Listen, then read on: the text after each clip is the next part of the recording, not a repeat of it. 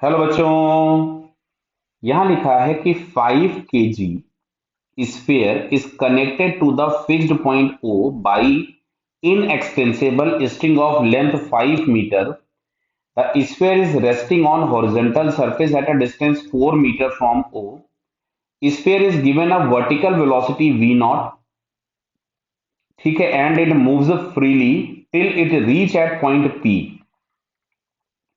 When the string becomes taut, find maximum allowed velocity v naught if impulse in the string cannot be exceed 6 Newton पर second. Clear? तो देखो बेटा यहाँ पे कि जब ये बॉल पी पॉइंट पे पहुंची होगी तो इसकी वेलोसिटी यहाँ कहीं पे कुछ भी v होगी इस डायरेक्शन में, और ये स्ट्रिंग आपके पास टाइट हो चुकी होगी।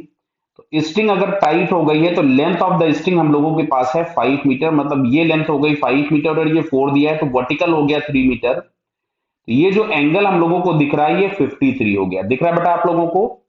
Clear? Tan theta is equal to लिखोगे तो 4/3 मिलेगा तो 53 हो गया, या कॉस थीटा लिख लो तो या साइन थीटा लिख लो, जो भी आप लोगों को लिखना हो। क्लियर? तो ये हम लोगों के पास हो गया एंगल 53। अब सुनना इधर, इसका इस डायरेक्शन में v का एक कंपोनेंट आएगा जिसको हम लोग लिखेंगे v cos ऑफ 53। क्लियर बेटा? तो जो v cos ऑफ 53 होगा इस स्ट्रिंग के टाइट होने के जस्ट पहले, तुरंत बाद ये खत्म हो जाएगा। तो जो इंपल्स एक्ट होगा स्ट्रिंग में जे, वो इस चेंज इन मोमेंटम के बराबर होगा। तो यहां से हम लोग लिख सकते थे m into v into cos of 53। Clear है?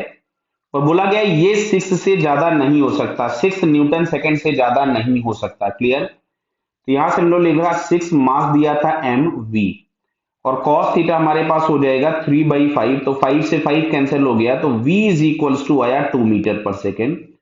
यानी इस पर्टिकुलर पॉइंट पे जो वेलोसिटी है वो आ गई 2 मीटर पर सेकंड। आपसे पूछा गया था वी नॉट।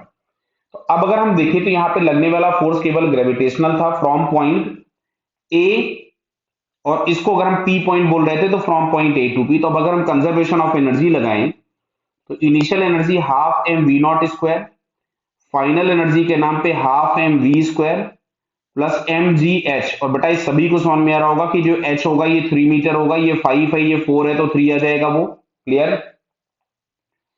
एम से एम कैंसिल कर दिया तो मिलता है v naught square is equals to v square plus 2gh। तो ये आ रहा है v naught square is equals to v square, मतलब 2 का स्क्वायर हो गया 4, 2 इंटू 10 इंटू 3। तो ये हम लोगों के पास आ रहा है 30 इंटू 2 60, 60 प्लस 4 64। तो ये मिल गया v naught square is equals to 64, तो v naught is equals to मिलेगा अपने को 8 मीटर पर सेकेंड। तो जो आपसे पूछा गया था कि फाइंड इनिशियल वेलोसिटी या इनिशियल प्रोजेक्शन वेलोसिटी, तो दैट इज 8 मीटर पर सेकेंड। क्लियर बेटा? Okay, all the best.